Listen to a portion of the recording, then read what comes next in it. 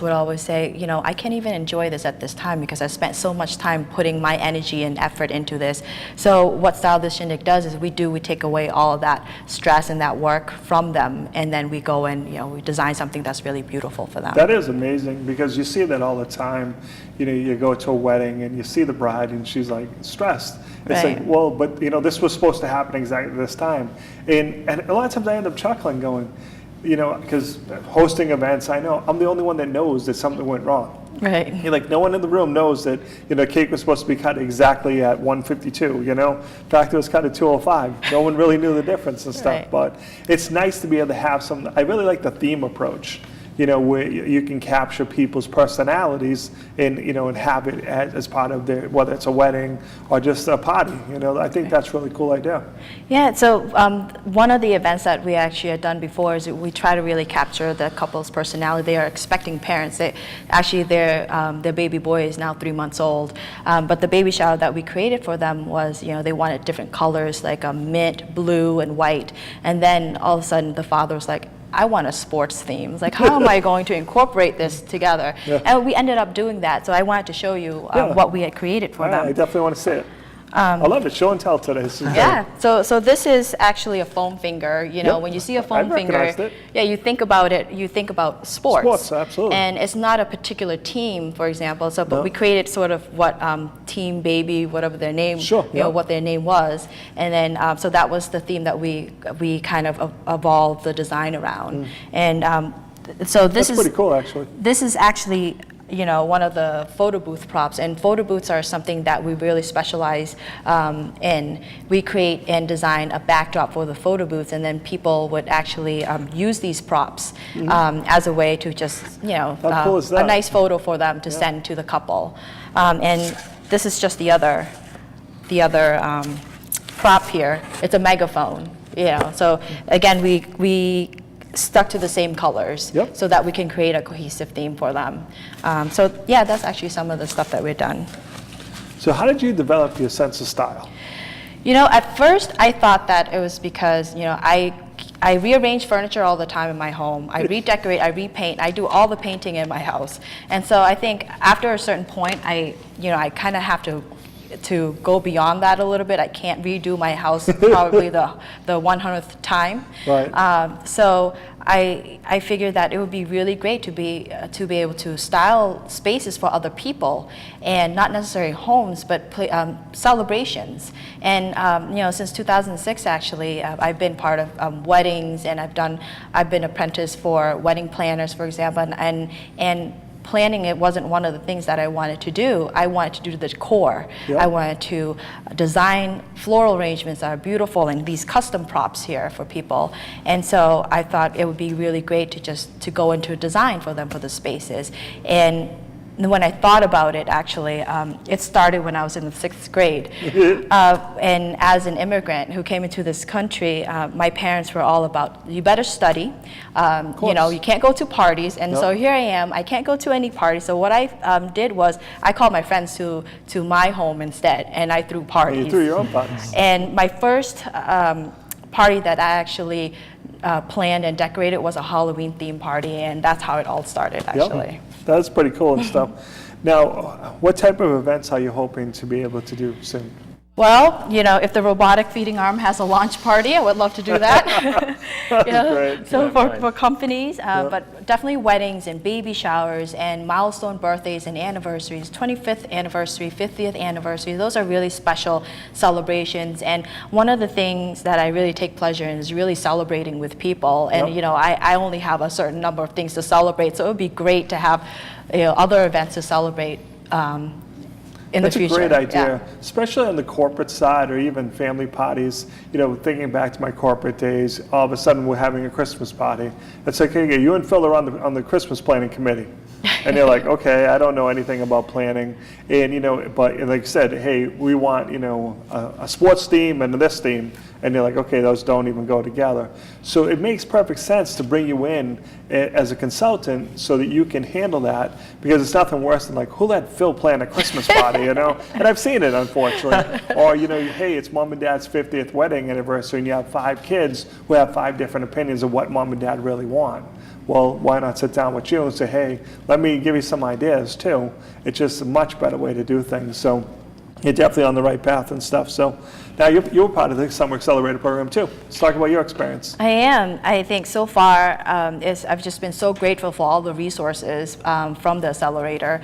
When I first applied, they did a really good job. The Accelerator did a really good job pitching to all the entrepreneurs. Like, you get co-working space 24 hours a day, and you get matched with a mentor, and you also get all these entrepreneurs that had already been there before, who are giving you all these tips and advices. And I just thought that this is a really great environment for me to be in. And so I thought that, I definitely have to apply for this program. See, I like it for the same reason I like it for Phil, because you have the creative side. So that's great, but it's, I find my creative people sometimes don't really have good business skills. Sorry, I hope I didn't offend you, but because they're creative. They're like, oh yeah, that's right, we have to make money too, They're like, let's do this and this. And it's like, remember, you got to make money at the end of it too and stuff. So it's to be able to teach you, those skills, to say, hey, now that you have this part, let us walk you through it. And it's great, like you said, the mentors they bring in, that kind of been there, done that. Because I see a lot of that where I'm going to do this and go, I remember when I did that 3 years ago, and it was a bad idea 3 years ago. So let me tell you why it didn't work for me and why it may not work for you and stuff. So to put you together with those resources and stuff is just incredible. So for both of you, actually, there's people watching the show and they have the idea. Like you mentioned, Phil, a lot of whiz-bang people come up with some really great gadgets, and they're like, I should make this a business. What's your advice to them? You start first. Sure.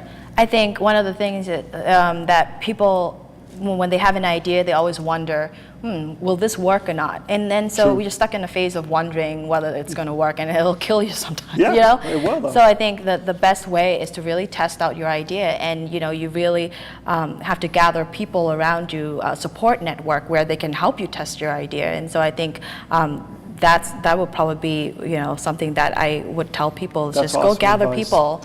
Because I find that one or two things happens. Either your friends are too harsh, going, no, that's a bad idea. Or they're too nice, going, oh my God, that's the greatest idea ever. So, by reaching out to the sandbox, sitting down with the experts, they can say, hey, that is a great idea. Maybe we could tweak it a little bit, or, hey, it's a great idea, let's go forward and stuff. How about for you, Phil? What's your advice?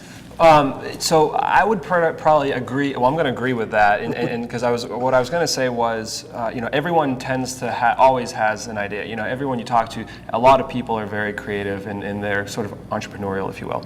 But what they don't have is the resources. They don't have like what are they supposed to do? Like the coffees you were mentioning, something like that, an open to the public event that happens. Go to those and start talking to people and tell them pieces of your idea and see how they could help, or see how someone might know someone who could help.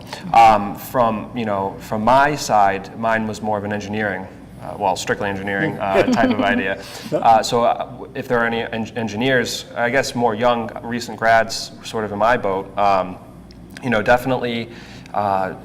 Even though you're trying to get into this business and be an entrepreneur, it's still great to get some industry experience as well, working alongside people who have been in the business for years, whether it's robotics or just more a strict electrical side. But getting hands-on experience and working with other engineer minds, because they will help you develop those skills, and you still need those skills even if you're really wanting to be a businessman. You really need those engineering skills. Nice. I agree. And like you said, anytime you can get involved in a pitch contest, it's a great idea. I know I love just going and watching, because I was giggling. I told them I found myself sitting in and go, how did you even come up with that idea? There's just so many incredible ideas going around stuff. So a lot of excitement. If you're an entrepreneur, you have to get involved with the Sandbox, mvsandbox.org. Check them out. Go to a couple of events. You'll see why we're so excited about them. All right, Chhavy, so what's the long-term future? Basically,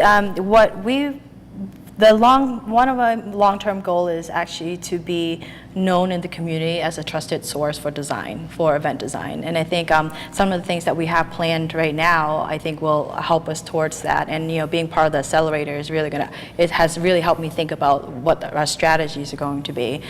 So it's really a place for people to come and really learn about what can be done in terms of design and what ideas are out there, and just really inspire people.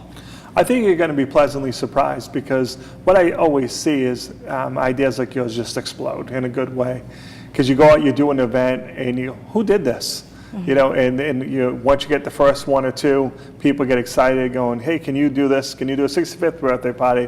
Can you do a baby shower? Can you do this?" So it just, for what I've seen in the past, it's just once, like you said, you get that first name out there and people see you have quality work, everybody's like, wow, I'm just going to hire her. It's a lot easier than trying to figure it out myself. And you see that, when you have different people trying to host an event with different ideas, it's so much better to bring in a third party that can say, all right, I've heard all the ideas. Let me sit down like you've had to do with your project here and come up with a great idea. So that's kind of cool. So how can people find out more about you? Well, right now we're actually working on our website. It's not really out yet. So you can find us on Facebook. So it's facebook.com/StyleThisShindig. So you can spell Style This Shindig. Yep. So just got a couple minutes left. We'll start with you, Chhavy. What has so far has been the biggest challenge of starting your business? I think one of my biggest challenges so far is really kind of honing in on my market and see who are really interested. I mean, I know in my guts that there are people who are really interested because I've seen that there's a need. Oh, there's a need, all right. But it's really deciding where I want to start. Local or all of Massachusetts. Deciding, making that decision where I want to start, How about you, Phil? What has been your biggest challenge so far? From the business side, honestly, starting the business, getting that first step into learning what is that first step, and being part of the mentoring and everything has really helped me do that.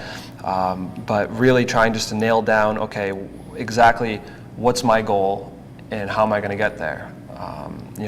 For me personally, because one of the other aspects is being known as a robotics engineer. It's a tough thing to attain. Kind of having that name as a robotics engineer. So how am I going to get that and at the same time sell a product? So really trying to balance those two. That's been a huge challenge for me. But to me, you're both very fortunate because you're young and you're getting to chase your dream.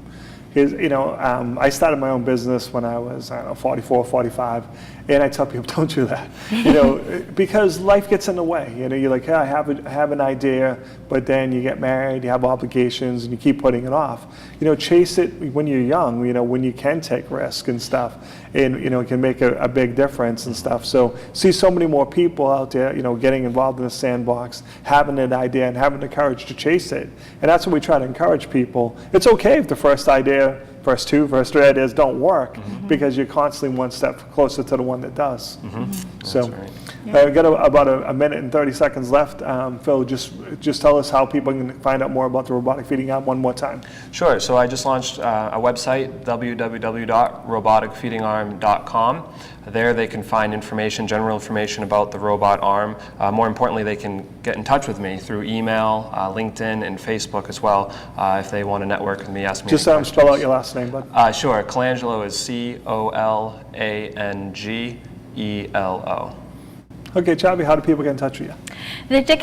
When they go on Facebook, they can find my information there, my phone number is there, and also my email address. Style the Shindig, all one word, right? All one word is Style This Shindig. Facebook.com, Style the Shindig. Yes, that's right. Awesome. Thank both of you for coming on the show.